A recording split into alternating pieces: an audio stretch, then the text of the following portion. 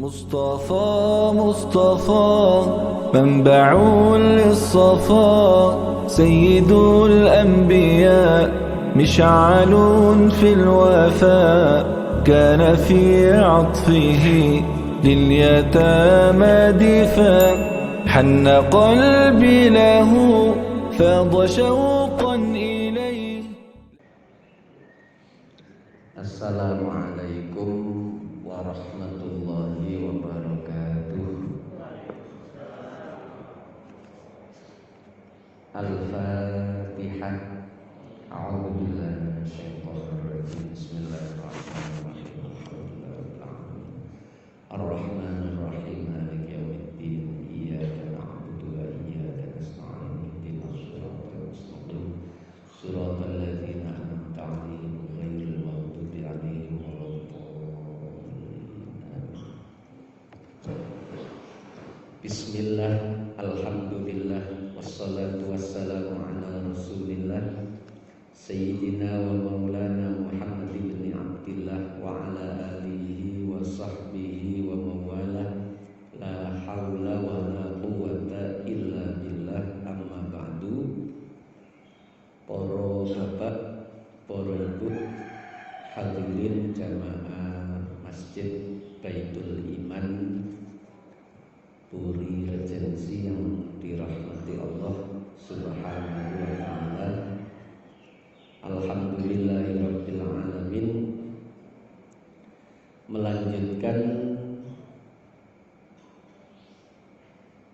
ngaji hadis-hadis atau riwayat yang menunjukkan keistimewaan, kekhususan, keutamaan, keagungan dijadikan umatnya Nabi Muhammad sallallahu alaihi wasallam. Kemarin pertemuan yang lalu menjelaskan tentang keutamaan sholat di rumah. Jadi sholat itu ada dua. Ada sholat yang sebaiknya dikerjakan di masjid, dan ada sholat yang sebaiknya dikerjakan di rumah. Yang sebaiknya dikerjakan di masjid itu adalah sholat fardu, dan yang sebaiknya dikerjakan di rumah itu adalah sholat sunnah. Supaya rumah itu menjadi sumber cahaya bagi keluarga kita masing-masing. Sesuai sabda baginda Nabi, baiti jannati. Itu sumber jannati itu dari sholat itu. Rumahku itu surgaku karena rumah digunakan untuk sholat.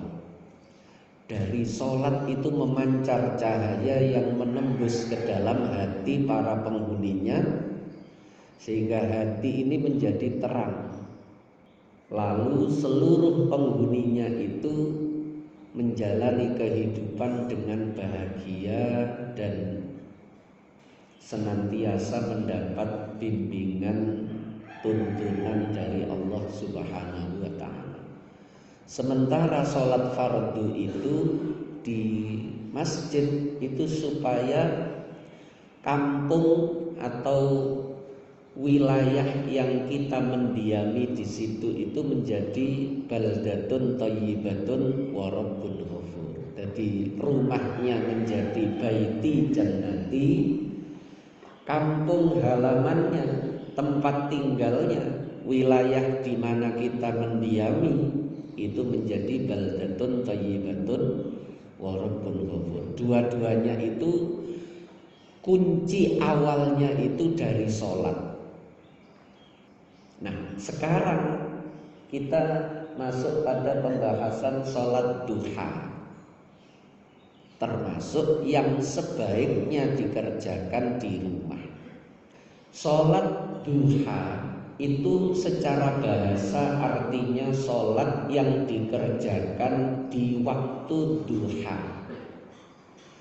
Waktu duha itu dimulai ketika matahari itu naik qadra rumkhin, naik sekira 1 tombak kalau dulu. Kalau sekarang sudah enak niki, mesti enten habis ini nanti ada jadwal sholat tuluk. Tuluk itu habisnya waktu subuh, tapi belum duha. Nanti setelah tuluk kira-kira antara 15 sampai 20 menit. Nah, itu baru kemudian sholat duha. Atau kalau panjenengan punya kalender, nah itu di jadwal sholatnya itu biasanya sebelum subuh itu ada imsak 10 menit sebelum subuh.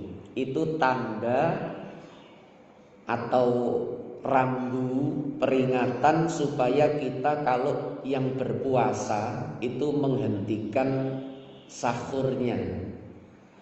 Karena 10 menit itu menjadi waktu ikhtiyat. Ini berlaku di seluruh penjuru dunia.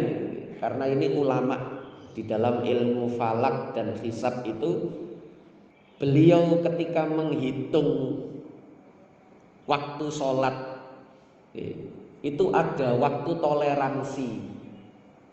Ulama menyebutnya waktu ikhtiyat, waktu hati-hati. Subuh itu bisa jadi sudah terbit fajar shadiq itu 5 menit sebelumnya. Sementara malam itu bisa jadi waktunya itu habis 5 menit setelahnya. Imsak tadi. Jadi batas antara imsak dengan subuh itu 10 menit, itu artinya 5 menit yang pertama itu ikhtiyatnya waktu malam. 5 menit yang kedua itu ikhtiyatnya waktu subuh. Artinya panjenengan jangan alah tasih durung adzan mangan gak popo. Kelihatannya tidak apa-apa karena faktanya memang belum adzan. Tapi subuh itu dimulai bukan dari adzan. Sebab yang adzan itu bisa jadi terlalu cepat, bisa jadi terlalu lambat. Kalau patokane adzan, lah nek sing adzan keturun, nggih, utawa sing adzan lagi sregep. Tapi subuh itu patokane adalah, pegangan kita adalah terbitnya fajar shadiq. Terbitnya fajar shadiq. Lah, itu kalau di waktu azan yang sekarang ini memang azannya serentak, bahkan 5 waktu. Itu bisa jadi secara perhitungan falak hisab 5 menit sebelumnya itu bisa jadi sudah terbit fajar sebenarnya. Tapi karena ikhtiyat itu ulama mundur 5 menit. Supaya apa? Supaya lebih baik mundur daripada di pasna 5 pas ketika fajar shadiq. Dalam perhitungan itu lebih baik mundur. Karena kalau mundur itu waktunya masih panjang. Kalau terlalu maju, ya kalau fajar shadiqnya sudah muncul, kalau tidak muncul, kalau belum muncul, maka sholat itu nanti terjadi dilakukan sebelum masuknya waktu sholat. Makanya waktu ikhtiyat 10 menit yang disebut imsak niku bukan asal-asalan niku ono ilmune, itu melalui kajian ilmiah, itu tanggung jawab keilmuannya para ulama ahli hisab, falak dan hisab itu di situ. Setelah imsak itu nanti ada subuh, kemudian ada tuluk, setelah tuluk ada duha. Nah niku nggih. Duha itu paling cepat. Waktu niku kan antara WIB dengan waktu sholat itu kan semakin hari ada yang semakin mundur, nanti maju lagi.